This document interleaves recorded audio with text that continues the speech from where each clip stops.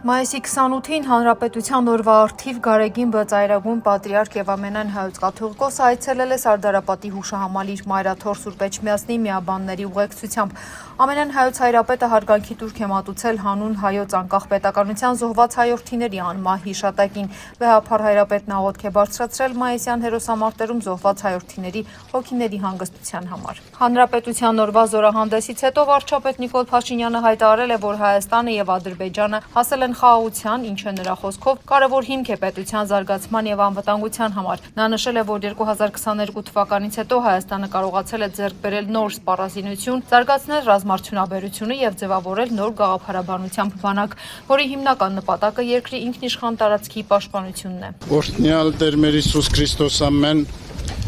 Հայր մեր, որ երկինս ես, Սուրբ Եղիսի անուն քո, եկեսցե արքայություն քո, եղեցին կամքո, որպես երկինս եւ երկրի, ըսած մեր հանապազոր, դուր մեզ այսօր,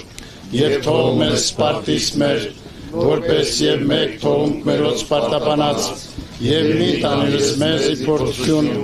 այն պրիգյազ մեզ իչարե, Զիքոյի արքայություն եւ զորություն եւ փառք հավիտյանս ամեն։ Ժամանակակից ռազմական գործողություններն անհնար է պատկերացնել առանց անօդաչու թռչող համակարգերի մասնակցության, որոնք արդեն իսկ հետախուզական, բազմաֆունկցիոնալ, հարվածային կարևորագույն միջոցներ են, ու այս անօդաչուների արդյունավետ կիրառումը շատ դեպքերում որոշում է ռազմական ընդհարումների ելքը։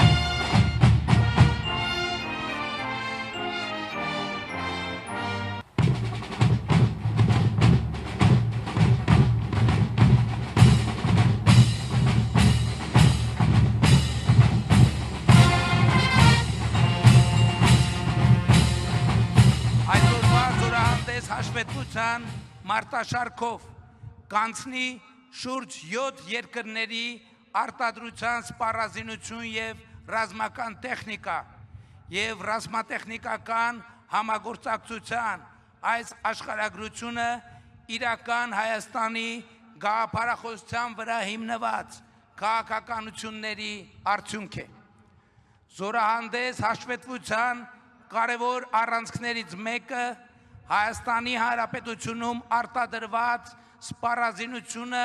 եւ ռազմական տեխնիկան է, որն այսօր միջազգային շուկայում կայուն դիրքեր զբաղեցնելու առաջին, բայց վստահ քայլերն է անում։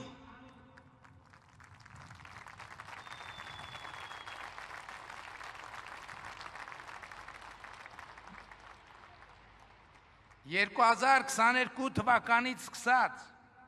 Հայաստանի Հանրապետության կառավարությունը շուրջ 170 միլիարդ դրամի ներդրում է արել ռազմարդյունաբերական համալիրում եւ այսօր մենք ունենք արդյունքներ, որոնցով կարող ենք հպարտանալ։ Հայաստանի Հանրապետության պաշտպանունակության բարձրացման էական գործոն են նաեւ մի քանի տասնյակ ամրացված շրջանները, որոնք 21-րդ դարի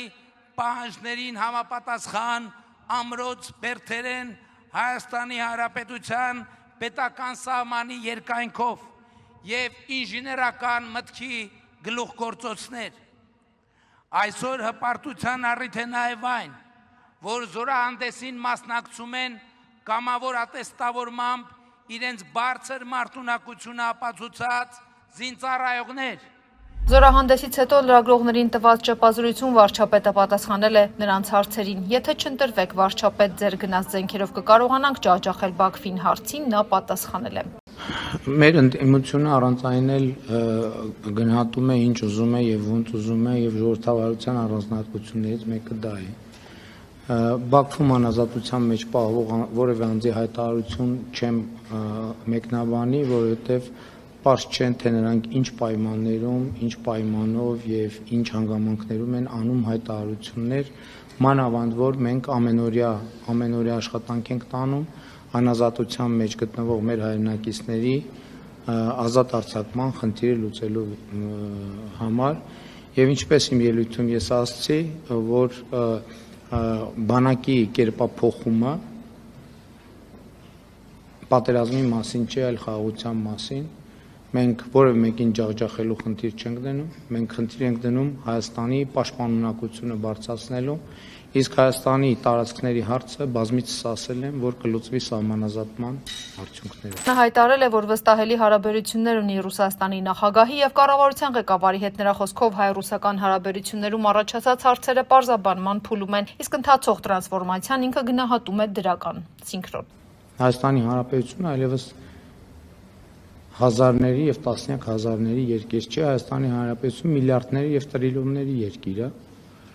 Ինչ վերաբերվում է 2013 թվականի պայմանագրին մնացած հարցերին, այս ընթացքում շատ process-ներ են եղել, մարդիկ սկի տեղակել չեն եղել։ Եվ մենք, այսինքն նմանատիպ process-ներ այս ընթացքում մի քանի անգամ եղել են։ Մի քանի անգամ։ Բայց Հայաստանի քաղաքացին ոչ մի անգամ չի զգացել դա, որովհետև մենք աշխատել ենք, աշխատանքային կարգով լուծումները գտել ենք։ Ես համոզված եմ, որ այս անգամ էլ լուծումները կգտնենք։ Ինչու եմ համոզված, այդ թվում եմ պատճառով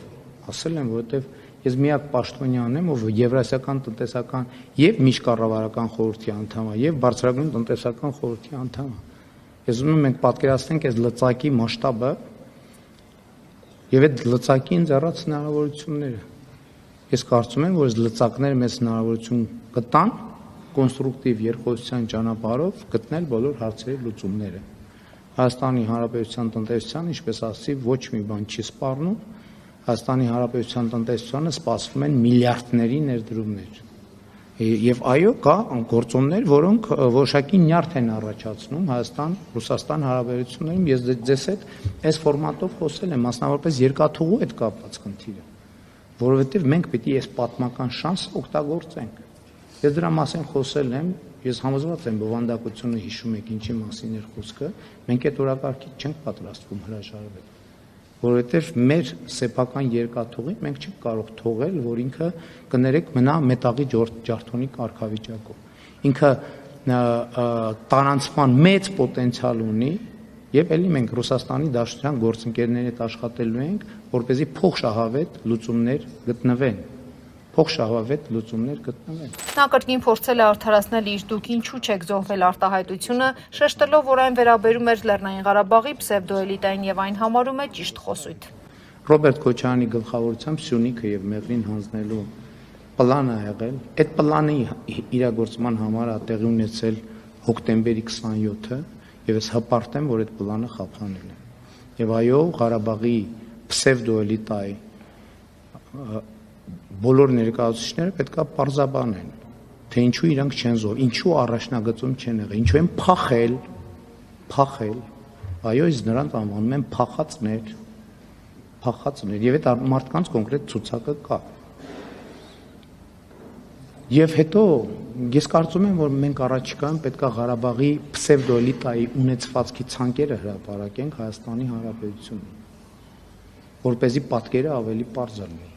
Այսօր նրանք Ղարաբաղի մեր ժողովրդին չեն թողում տնավորվեն։ Մենք պլանավորել ենք առաջիկա 10 տարում 800 միլիարդ դրամ հատկացում անենք, որ այդ ժողովուրդը վերջո տնավորվեն, հանդարտվեն, հանգստանան, պանդուխտի եւ գաղթականի հոգեբանությունից դուրս գան, բայց այդ փոքր փախած պսևդոէլիտա չի ուզում հանգիստ տալ ժողովրդին։ Հետևաբար այդ պսևդոէլիտայի գործունեությունը պետք է զրոյացվի, որպեսզի հանգիստ թողեն։ Իրանք Ղարաբաղում մարդկանց պատանդ են պահել քիչ չի, հիմա էլ Ղարաբաղի մեր քույրերին ու եղբայրներին ուզում են Հայաստանում պատանդ պահել։ Չի լինելու այդպիսի բան։ Եվ նրանք այո պիտի պարզաբանվեն եւ այդ թվում ապօրինի գույքի բռնագազման համակարգով հատ-հատ այդ տասնյակ եւ հարյուրավոր տները ձեռներից առնելու ենք, հատ-հատ։ Եվ առաջիկայում դա անպայման տեղի է ունենալու եւ ես այդ թվում դրա համար եմ մանդատ ուզում Հայաստանի եւ Ղարաբաղի ժողովրդից միջալից, Ղարաբաղի ժողովրդից։ Եվ այդ պսևդոէլիտայի ներկայացուցիչները Հայաստանի եւ Ղարաբաղի ժողովրդի առաջ դեռ պետք է պատասխան տան։ Փաստաբան Ռոման Երիցյանի խոսքով Արցախի նախկին բարձրաստիճան մի շարք զինվորականներ, որոնք Հայաստանում անհատույց բնակարաններ էին ստացել, ծանուցումներ են ստացել, դրանք ազատելու մասին նա նշել է, որ իր վստահողներից 4-ը նման ծանուցում ստացել են, սակայն խոսքը տասնյակ զինվորականների մասին է։ Երիցյանի խոսքով ծանուցագրերում միայն նշվում է, թե բնակարանները տրամադրվել են խախտումներով, բայց կոնկրետ հիմքեր չեն ներկայացվում։ Նա արդեն դիմել է դատարան գործընթացը ոչ իրավաչափ ճանաչելու պահանջով։ Փաստաբանը գործընթացը կապել է վարչապետ Փաշինյանի հայտարարությունների հետ, որտեղ նա խոսել էր Ղարաբաղի պսևդոէլիտայի ունեցվածքը հետ վերցնելու մասին։ Ուժեղ Հայաստան կուսակցության առաջնորդ Սամվել Կարապետյանի համար նորմալ է, որ հանրապետության օրվա առիթով զորահանդես է լինելու, բայց ուզում է, որ ԿՊ-ն զորահանդեսի նպատակն էլ ասի։ Հիմա այս մարտը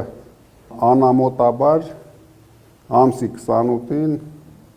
զորահանդես է անում։ Ինչն է ցույց տալու, որ 3 պատերազմ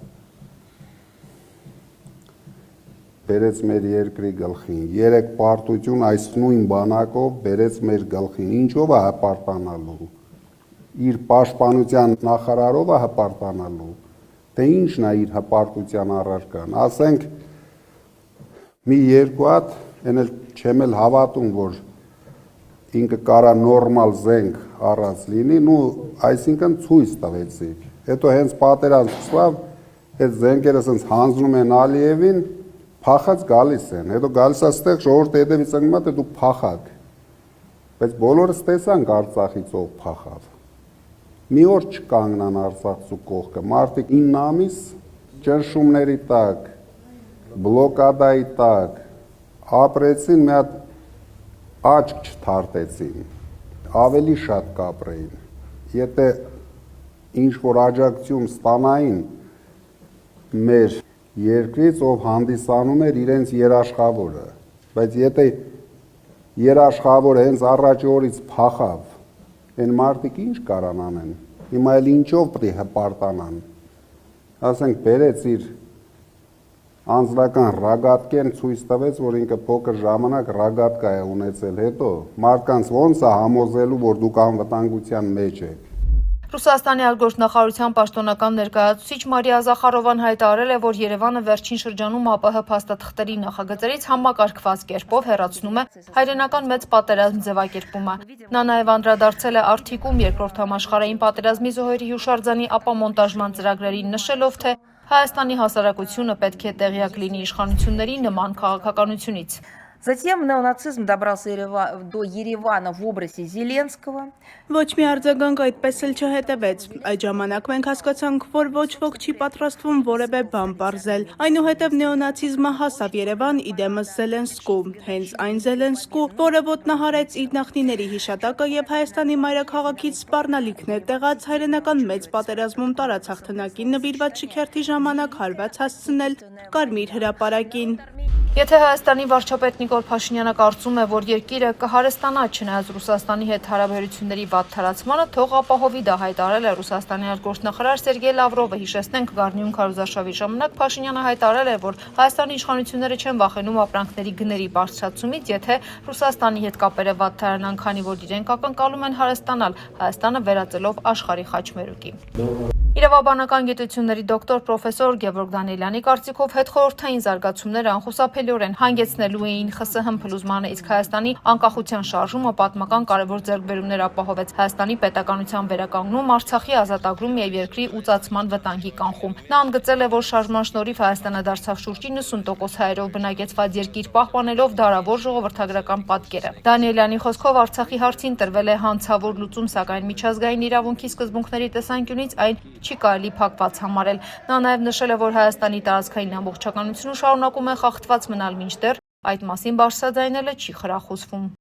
Ինչ վերաբերում է ադրբեջանցիներով բնակեցնելուն, ապա դրա համար հատուկ համաձայնագիր կամ որոշում պետք չէ, քանզի ազգային օրենսդրությունը եւ ներկա կացությունը ցավոք անարգել ընձեռում են բնակչության կազմում հայերի համամասնությունը սոսկզբի համար դարձյալ 90%-ի իջեցնելու իրական հնարավորություն։ Հետևանքները յուրաքանչյուր սթափ մտածող հայ համարժեք գիտակցում է, քանզի խնդիրը հասարակ ադրբեջանցին չէ, այլ այդ երկրի պաշտոնական քաղաքականությունը։ Ադրբեջանական պաշտոնական քաղաքականությունը քաղաքականության ներքո խաղաղության հեքիաթների խայծը միայն միամիտ մարդիկ չէ, որ կուլ են տվել։ Սումգայիթյան ջարդերից հետո աշխարհի չեմպիոն, հետագայում մեծ քաղաքականություն մտած Կասպարովը եւս վրդովված փորձում էր ապացուցել, որ ադրբեջանական քաղաքականությունն իր էությամբ մարդասիրական է, սակայն մեկ տարի չանցած Բաքվի 1990 թվականի հունվարյան ջարդերից սոսկ անվտանգության ծառայության միջոցով մի կերպ փրկվելուց հետո խոստովանեց, որ թույլ է տվել իր կյանքի մեծագույն սխալը։